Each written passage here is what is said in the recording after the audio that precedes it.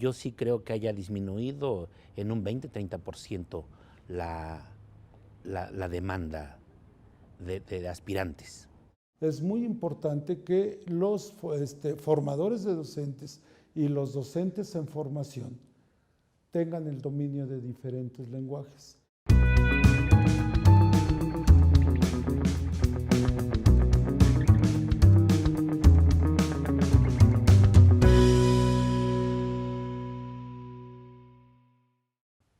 ¿Qué tal? Bienvenidos a este su programa Voces de la Evaluación. El día de hoy tendremos como tema principal la profesionalización docente. Para ello hemos invitado a la doctora Margarita Zorrilla, especialista en temas de educación. Esto es nuestro programa Voces de la Evaluación. Comenzamos. Desde hace un par de décadas, las políticas educativas se encaminan hacia la profesionalización de las escuelas normales en México. Sorprendentemente, desde que se vislumbró la exigencia de un examen de oposición para ingresar al servicio, la matrícula estudiantil ha ido a la baja. Sí hay un desánimo porque ven muchas cuestiones. Ahorita tenemos, por ejemplo, los egresados del año anterior están trabajando en las últimas comunidades pegadas al estado de San Luis Potosí, que para llegar aquí, muchos de ellos son de aquí de la capital, tardan 7 u 8 horas por el lado de los límites con San Luis Potosí y Querétaro. Son 7 u 8 horas para llegar allá. Venir cada 8 días a su casa con su familia es complicado. Yo sí creo que haya disminuido en un 20-30% la demanda de aspirantes. Una segunda variable indica que si bien la matrícula de alumnos disminuye, el porcentaje del profesorado con estudios de posgrado va en aumento en las normales públicas. Esto obedece a la inclusión de las escuelas normales como instituciones de educación superior desde el año 2009. La normal y la universidad siempre han estado separadas. La normal se ha dedicado a la didáctica, a la enseñanza en específico. Somos prácticos, somos profesionales del aprendizaje, estamos dedicados a que el otro aprenda.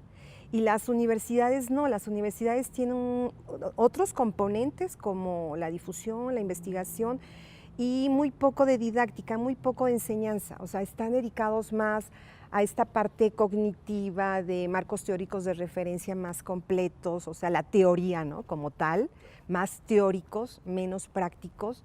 Y entonces, bueno, la historia, así iniciamos y nos pesa, ahora nos pesa. Ahora entendemos que somos una escuela de educación superior y que también nos compete hacer investigación para enseñar mejor, ¿no? O sea, para seguir siendo profesionales en lo que hacemos, que es la didáctica.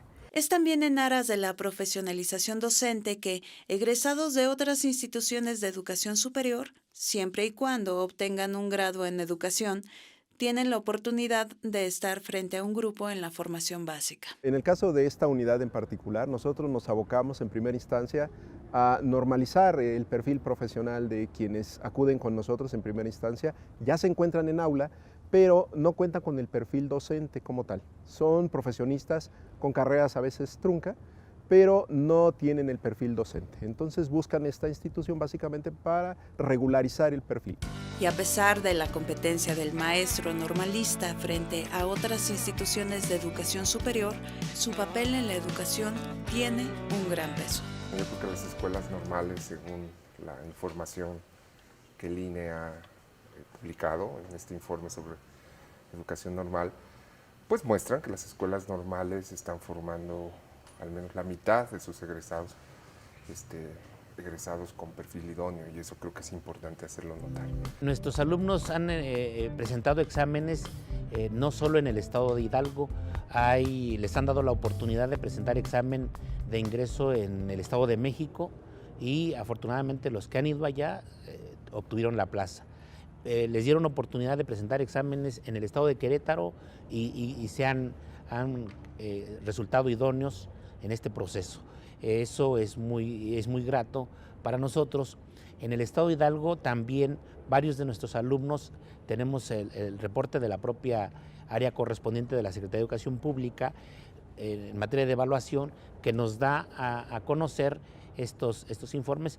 En verdad, lo que ha limitado un poco es precisamente las plazas que se van otorgando, porque como se hace por prelación, pues hasta que les toca. Y si llega el mes de mayo y no han sido llamados, pues tienen que entrar nuevamente al otro proceso.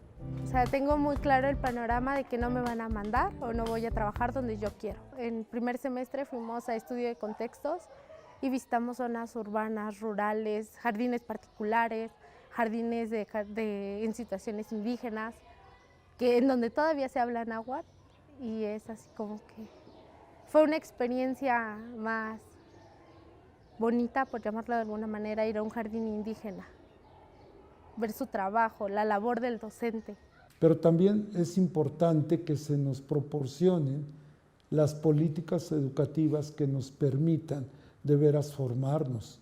¿A qué se refiere? Me refiero principalmente a todas las actividades de acceso al bien cultural del país. Bibliotecas, exposiciones, hemerotecas, museos. Eso cuesta. Y todavía no es democrático. Si le preguntamos a un estudiante si ha ido a funciones de ballet, las respuestas van a ser inimaginables, ¿no? Por lo pronto, las escuelas normales adquieren nuevos equipos para cumplir con su nueva malla curricular.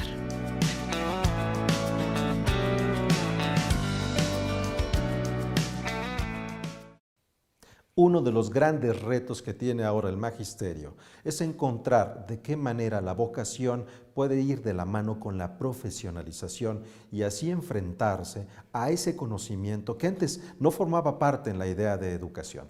Vamos a hacer una pausa y continuamos aquí en Voces de la Evaluación.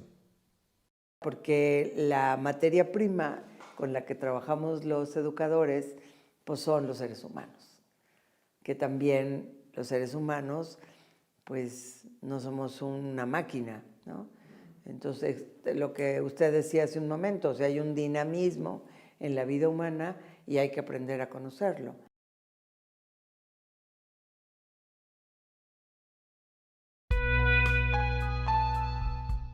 Estamos con la doctora Margarita Zorrilla. Bienvenida aquí a este programa Voces de la Evaluación. Muchas gracias. Margarita, el tema que tenemos el día de hoy tiene que ver con la profesionalización docente. Primero, ¿qué es la profesionalización docente? Pues tiene que ver con la formación de ese profesional, como sería la formación de un médico, de un ingeniero y tal. Entonces, la profesionalización es una formación no general, sino ya especializada para que tú sepas cosas y sepas hacer cosas que tienen relación con esa profesión, en este caso, con la profesión docente. Lo que aprendes en las aulas, lo que aprendes en la práctica profesional y también pues, lo que vas aprendiendo en el transcurso de tu desarrollo profesional, que no es finito. O sea, es un continuo pues, muy largo y en realidad yo soy de las que abogo por esta idea de la UNESCO de que el aprendizaje a lo largo de la vida. Entonces, pues eso aplica para muchas cosas, pues también aplica para la profesión. Así es, porque somos entes vivos y como entes vivos no hay un punto finito de nuestros procesos o desarrollos. Y en ese sentido a mí me surge esta pregunta. Si consideramos que hay esta profesionalización docente, ¿cuáles son los retos que enfrentan en ese sentido las escuelas normales? Bueno, pues es mayúsculo porque el inicio de la profesionalización es lo que conocemos como la formación inicial, ¿no? Y esa formación inicial pues se da en las escuelas normales y en otras instituciones de educación superior. Y pues los desafíos que tienen las escuelas normales para que esa formación inicial sea lo suficientemente sólida que pueda darle cabida e impulso a un proceso de profesionalización a lo largo de la vida, pues nada más imagínate de qué tamaño es el desafío que tienen las escuelas, ¿no? Porque la materia prima con la que trabajamos los educadores, pues son los seres humanos, que también los seres humanos pues no somos una máquina, ¿no? Entonces, lo que usted decía hace un momento, o sea, hay un dinamismo en la vida humana y hay que aprender a conocerlo. En ese sentido, ¿cuál es el papel que juega el docente en esta profesionalización? Bueno, yo suelo, a lo largo de la vida fui armando una reflexión a la que me ayudaron muchos docentes, que tiene que ver con el tema de la vocación de ser maestro, que está relacionado con la profesionalización. Entonces decía que para ser maestro tienes que querer serlo, poder hacerlo, saber hacerlo y alguien le agregó tener condiciones para llevarlo a cabo. Así es, no necesariamente el tener los conocimientos significa que se tiene la posibilidad de transmitirlos en un aula. Y no solo es un tema de transmisión de conocimientos, sino de formación de la personalidad. Entonces, y de empatía también, ¿no? De bueno, establecer hay toda una complejidad ahí. Y el último elemento que tiene que ver con tener las condiciones para realizar la profesión, ahí yo creo que hay dos tipos de condiciones. Hay unas condiciones que son externas, que son responsabilidad del sistema, de las autoridades educativas, de los políticos, ¿no? De los que propician que exista la escuela pública. Pero hay otro paquete de condiciones que tiene que ver con el propio docente. Entonces, la profesionalización también es una decisión. O sea, tiene que ser una decisión personal. Y en la formación inicial te tienen que ayudar a que tú visualices eso.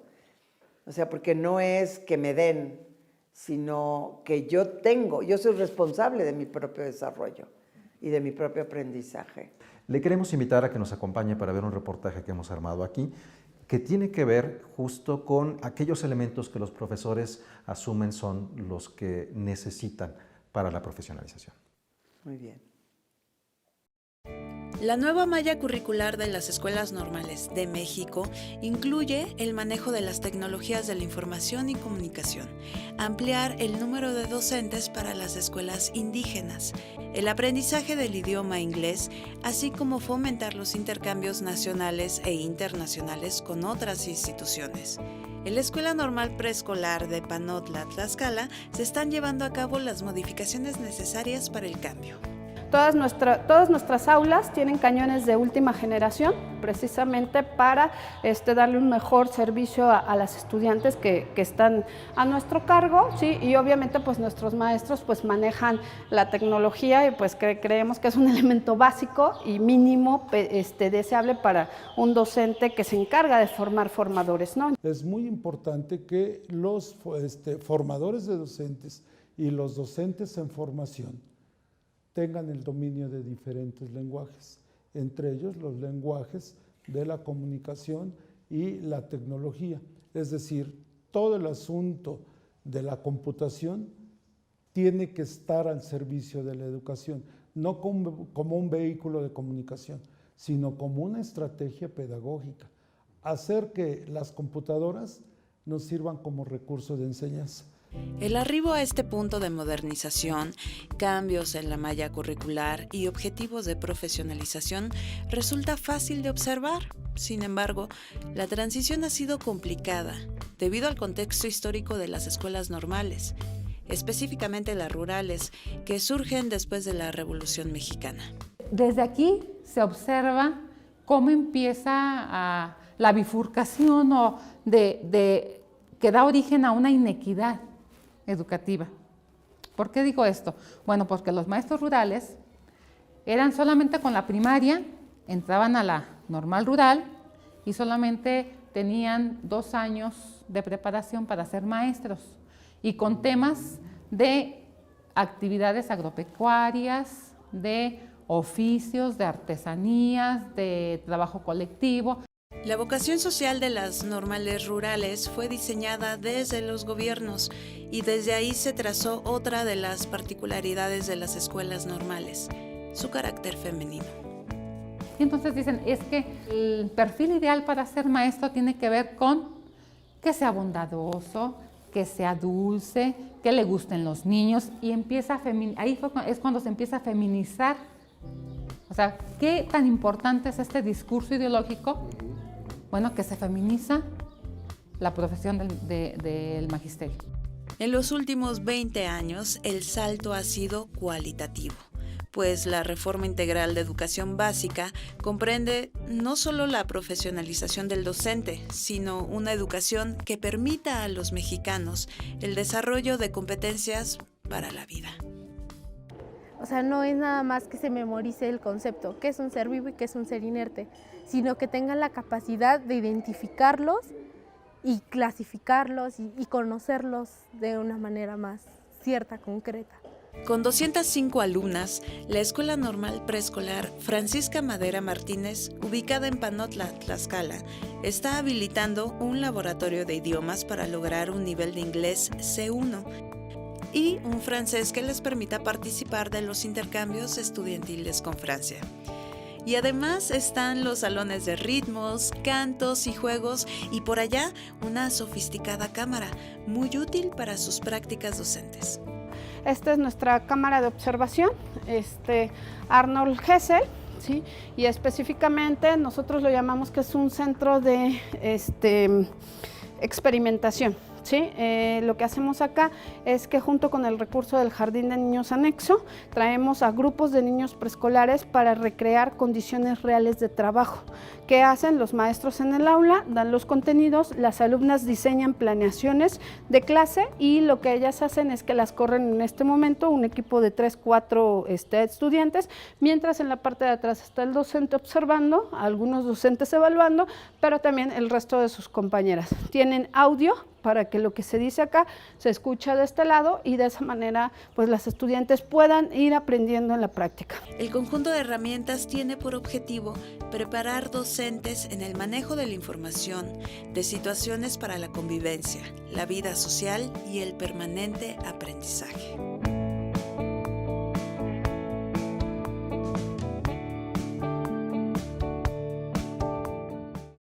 Cuando yo recién llegué aquí a Pachuca, pues llegué a un cuartito de tal vez 4 por 4 metros, ¿no? Con el baño incluido.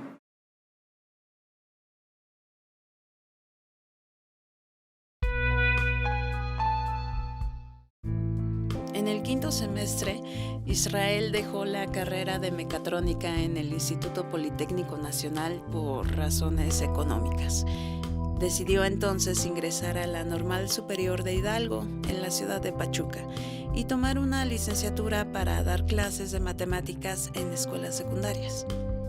Muchos de los alumnos de las escuelas normales dejan su lugar de origen. Aquí, el breve retrato de un estudiante fuera de casa. Realmente me interesan las matemáticas un poco más avanzadas o aplicadas. Sin embargo, sí me llama también la atención dar clases en secundaria, porque me doy cuenta que realmente uno no aprende matemáticas como debiera ser. Porque cuando yo llego a Politécnico me doy cuenta que tengo muchas deficiencias. Hay muchas cosas que yo debí haber aprendido desde secundaria, desde primaria incluso, que realmente no las tengo bien aprendidas o incluso tal vez ni aprendidas las tenía. Entonces yo digo, ¿por qué no ser ese maestro que realmente te enseñe lo que son las matemáticas y no tener ese concepto de decir, bueno, las matemáticas siempre son aburridas, son la clase más tediosa, las más complicadas, o ser la materia que tengo que pasar solamente porque hay que cumplir la retícula escolar, ¿no? Cuando yo recién llegué aquí a Pachuca, pues llegué a un cuartito de tal vez 4 por 4 metros, ¿no? Con el baño incluido. Entonces, pues sí era raro, ¿no? Porque uno está acostumbrado a escuchar el ruido en casa, escuchar a papá diciéndote, haz esto, haz aquello, haz el otro, ya vente a comer. Y de repente que te digan, pues te vas a ir a vivir solo y ahora vas a hacer todo solo, vas a comer solo. Ni tele tenía, ¿no? Entonces no tenía ni ruido. Era de la escuela a la casa y llegaba a casa y era pues estar totalmente solo, por así decirlo. Cuando no está en Pachuca, Israel se va a Ixmiquilpan con una tía. Su madre trabaja en Querétaro. La ve muy poco y a su padre casi nunca, tras el divorcio. tú como foráneo a veces ya no sabes ni dónde comer o dónde vas a comer. A veces por el ámbito estudiantil, ¿no? De decir, bueno, tenemos que entregar ciertos trabajos para tal día y hay que trabajarle. A veces, pues, por un rato de distracción, tienes que estar contando tus moneditas para tus combis, guardar para tu regreso. Y pues estás en la escuela y estás pensando en qué sí gastar y en qué no gastar. O incluso ver cuándo vamos a comer atún o cereal. Mi amigo tiene un negocio de electrónica, entonces pues atiendo su local. Ahora ya abre los domingos también para darme trabajo. A Israel le esperan 3 años más de carrera y un futuro que ya no está en su pueblo.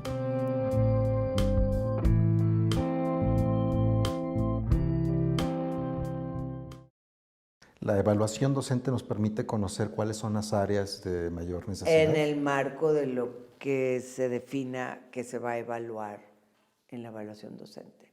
Y sí te da algunos elementos, no es absoluta. Entonces hay una distinción que tampoco la hemos visto con frecuencia entre la evaluación externa, que tiene determinados fines, como es una evaluación a gran escala. Cuando tú haces evaluaciones a gran escala, tú no puedes hacer evaluaciones muy profundas, ¿verdad? Pero está la otra vertiente, que es la evaluación interna, que es una evaluación de carácter estrictamente formativo, que es la que estaría en manos de los supervisores y los directores, o de tus pares más experimentados, ¿no? De tal manera que alguien vaya y observe mi enseñanza y me pueda monitorear y me pueda ayudar a ir puliendo aquellas cosas que me hacen falta.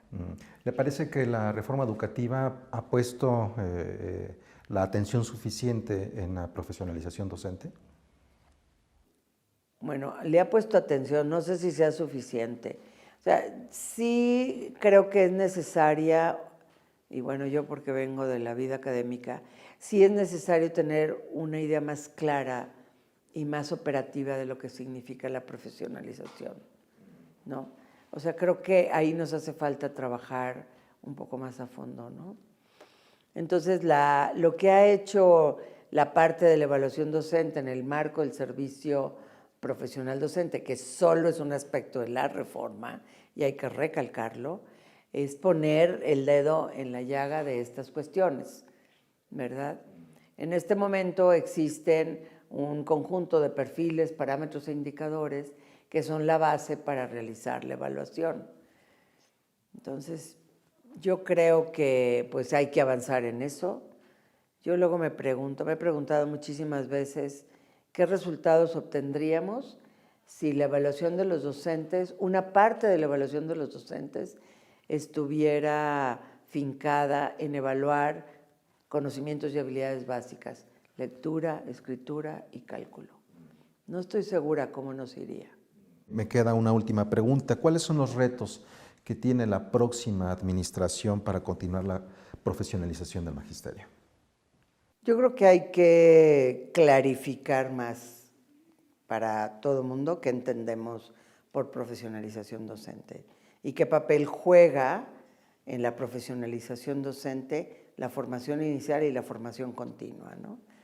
Y qué tipo de formación continua, qué variedad, qué diversidad de formación continua se requiere, ¿no? Son dos pilares muy, muy importantes.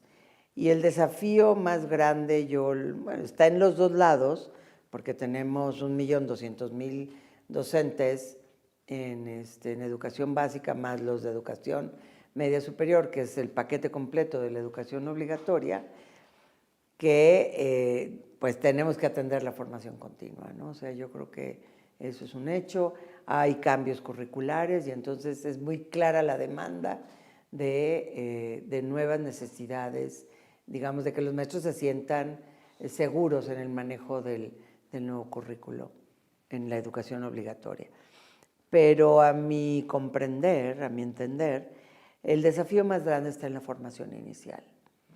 Si nosotros no transformamos profundamente la formación inicial de docentes, es muy complicado lograr lo que queremos como nación en la formación continua.